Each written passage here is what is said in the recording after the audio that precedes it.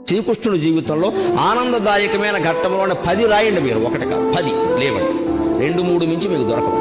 విషాద ఘట్టాలు రాయండి అమ్మా. నేను చెబుతున్నా ఓ 25 దొరుకుతుంది. ఓ 25 అది శ్రీకృష్ణుడి జీవితం. పుట్టింది జరసాల్లోన, పుట్టిందో తల్లిక, పెంచిందో తల్లె, పుట్టిందో తండ్రిక, పెంచింది ఇంకో తండ్రే. అందులో పెంచిన తండ్రికేమో తన బిడ్డ కాదని తెలుసా, ఆ తల్లికేమో తెలియదా? ఏమి జీవితాలు.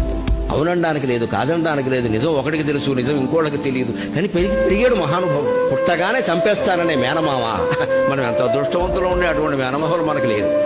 కత్తెట్టు కూర్చున్నాడు ఆ జైలు దగ్గర. అదే శ్రీకృష్ణుడి జీవితం. అవతార పురుషుడు అంటున్నారు కదా, మరి ఇంత భయంకరమైన జీవితంలో కూడా భగవత్తత్వాన్ని వ్యక్తం చేసిన మహానుభావుడు శ్రీకృష్ణుడు. కృష్ణం ముందే జగత్. అవతార పురుషులు అనగానే రామకృష్ణుడు అనగానే వాళ్ళకి ఏం ఆపదలు లేవనుకోకుండా అమ్మా. రామకృష్ణుడి దగ్గర నుంచి రామకృష్ణ పరమహంస వరకు అందరూ ఆపదలు పడ్డవాళ్లే, కష్టాలు ఎదుర్కొన్నారు. ఆ కష్టాల్లో ఆపదల్లో ఎలా ఉండాలో వాళ్ళు చెప్పారు మనకి. అది నేర్చు.